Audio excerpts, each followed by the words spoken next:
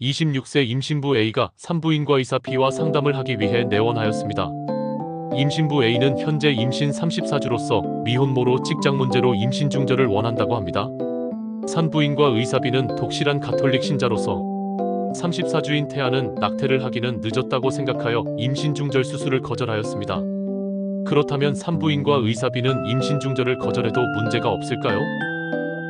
유산이란 분만기에 앞서 자연적으로 자궁 내의 태아가 모체 밖으로 배출되거나 사망하는 것으로 의도가 개입되어 있지 않기 때문에 법적 혹은 윤리적으로 문제가 되지 않습니다. 이에 비하여 임신 중절이란 자연적인 분만기에 앞서 인위적으로 자궁 내의 태아를 모체 밖으로 배출되거나 사망하도록 하는 것으로 많은 논란을 일으키게 됩니다. 그럼에도 불구하고 임신부는 여러 이유로 낙태를 고민하고 실제로 실행합니다.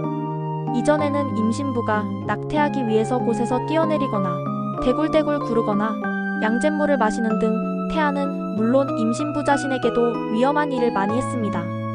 지금은 임신 중절 약물을 복용하거나 아니면 산부인과에서 임신 중절 수술을 합니다. 그렇다면 임신 중절을 법적으로 허용해야 할까요?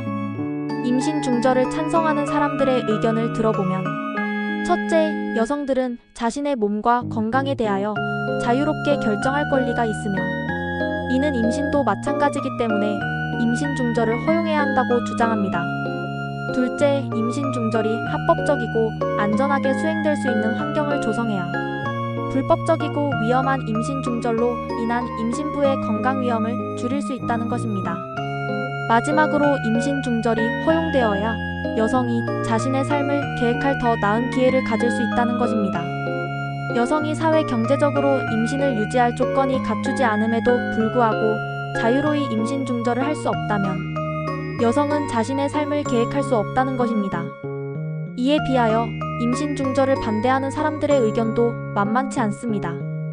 첫째, 태아도 독립적인 생명체로서 엄마의 몸과 건강에 대하여 자유롭게 결정할 권리보다 태아의 생명권이 우선된다는 것입니다. 둘째, 현재 많은 문화 및 종교에서 생명 존중은 중요한 의무로 임신 중절은 생명을 존중하지 않는 잘못된 행위로 간주되기 때문입니다. 마지막으로 임신 중절을 허용하면 다른 생명과 관계된 여러 다른 윤리적인 기준들을 약화시킬 수 있다는 것입니다. 즉, 임신 중절을 허용하면 나중에 더욱 극단적인 생명권을 침해하는 길로 이어질 수 있다는 것입니다. 그렇다면 우리나라는 어떨까요? 2019년 헌법재판소는 임신 중절을 금지하는 법률에 대하여 위헌 결정을 내렸고 이후로는 임신 중절을 법적으로 허용하고 있습니다.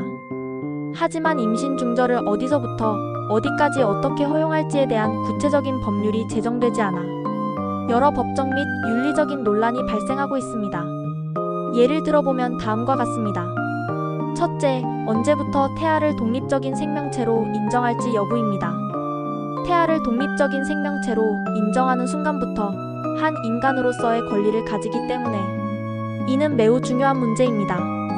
판례에 따르면 형법에서는 규칙적인 진통을 동반하면서 태아가 태반으로부터 이탈하기 시작한 때, 즉 분만이 개시된 때를 기준으로 삼고 있습니다. 하지만 민법은 태아가 모체로부터 전부 노출된 때를 출생시기로 즉 인간으로 인정하고 있습니다. 다만 예외적으로 불법행위로 인한 손해에 대한 배상 청구권과 상속에 관해서는 태아의 권리 능력을 인정하고 있습니다. 둘째, 임신 중절을 건강보험 급여의 혜택을 받도록 해야 할지 여부입니다. 원칙적으로 보험이라는 것은 예측하지 못한 상황을 대비하는 것으로 국민건강보험은 범죄행위나 고의인 경우에는 보험 혜택을 받지 못합니다. 다만 출산은 물론 인공수정술은 건강보험의 급여 혜택을 받고 있습니다. 임신 중절은 예측하지 못한 상황이라기보다는 자의에 가깝습니다. 또한 임신 중절에 건강보험 급여 혜택을 받게 한다면 무분별한 임신 중절 수술이 증가할 수 있다는 우려도 있습니다. 셋째, 의사가 자신의 신념이나 종교적인 이유로 임신 중절 요청을 거부할 수 있을지 여부입니다. 의료법에서는 의사가 정당한 사유 없이 진료 거부를 할 수 없다고 규정하고 있습니다. 그렇다면 이러한 정당한 사유에 의사의 개인적인 신념이나 종교적인 이유가 포함되어야 할까요? 참고로 보건복지부는 의사 개인의 신념과 가치에 따라 임신 중절과 같이 사회적인 입장이 첨예하게 대립되는 문제에 대하여 진료 거부를 하더라도 형사처벌의 대상으로 보기는 어렵다는 입장을 밝혔습니다. 의사나 의료기관이 환자의 편의를 위하여 임신 중절 수술을 시행하지 않는다는 것을 공표해야 할지도 문제입니다. 이렇게 공표를 하면 임신부가 임신 중절 수술을 하는 병의원을 찾는데 어려움을 다소 줄일 수 있지만, 이러한 공표는 해당 의사나 의료기관의 의지를 밖에 나타내야 하는 것으로 침묵의 자유를 해한다는 의견도 있습니다. 또한 공표를 하면 반대 의견을 가진 사람들의 비판과 폭력에 노출될 가능성도 배제할 수 없습니다. 마지막으로 해당 의료기관과 소속된 의사의 의견이 다른 경우 어떻게 해야 할지도 문제가 될 수 있습니다. 넷째, 임신하여 몇 주까지 임신 중절을 허용해야 할지도 문제입니다. 의학 연구에 따르면 태아는 임신 11주가 되면 머리, 심장 등 모든 신체 기관이 만들어지고 22주가 되면 모체를 떠나 자발적으로 숨을 쉬거나 혹은 인공호흡기의 도움을 받아 생존할 수 있습니다. 참고로 미국 대법원은 이를 근거로 임신 초기 3개월까지의 낙태는 비교적 안전하고 여성은 임신 중절권을 포함한 신체의 자유를 가진다는 이유로 임신 초기 3개월 동안은 임신부가 낙태에 대한 자유로운 결정권을 가진다고 하였습니다. 다음 3개월은 정부가 합리적인 규제를 할 수 있으며 마지막 3개월 동안에는 태아가 모체의 자궁 밖에서 생존할 수 있는 능력이 있다고 추정되기 때문에 국가가 낙태를 금지할 수 있다고 하는 소위 3분기 구분 방식을 제시하였습니다. 그렇다면 사례와 같이 임신부의 낙태 요청에 따라 34주 된 태아에 대하여 임신 중절 수술을 해도 문제가 없을까요? 34주 된 태아의 경우 독립적으로 숨을 쉴 수 있고 임신 중절 수술로 강제로 모체 밖으로 배출되어도 살 수 있기 때문입니다. 그렇다면 임신 중절된 태아가 어떻게 살 수 있을까요? 임신 중절 수술 방법을 아시면 이해하는 데 도움이 됩니다. 임신 초기인 3개월 이내 가장 흔히 사용되는 임신 중절 수술은 흡입술입니다. 이는 얇은 진공관을 자궁에 삽입하고 태아와 태반을 잘게 부순 다음에 진공관을 통해 빨아들이는 방법으로 태아가 엄마의 자궁에서 나올 때 이미 사망한 상태입니다. 하지만 임신 중기나 후기에는 이러한 방법을 사용하지 않고 약물을 통해 자궁 수축을 유도하여 자연스럽게 태아가 모체로부터 나올 수 있게 하는 유도분만이나 제왕절개와 같은 방식으로 임신 중절 수술을 합니다. 문제는 이와 같은 방법은 정상적인 출산을 위해 사용하는 방법과 동일하기 때문에 임신 중절당한 태아가 살아있는 채로 엄마의 몸에서 분리되는 경우가 많습니다. 문제는 이렇게 모체로부터 분리된 태아가 숨을 쉬고 살아있다면 이는 임신부가 원하는 것은 아닐 것입니다. 그렇다면 이렇게 살아있는 태아를 살처분해도 문제가 없을까요? 우리나라에서도 이와 관련된 사건이 있어 소개하면 다음과 같습니다. 임신 중절 수술이 법적으로 허용되기 전인 2005년 한 산부인과 의사는 28주 된 태아를 임신 중절 수술을 시켜 달라는 임신부의 요구를 받고 유도분만 방식의 임신 중절 수술을 시행했습니다. 하지만 모체에서 분리된 태아가 숨을 쉬는 등 산채로 나왔습니다.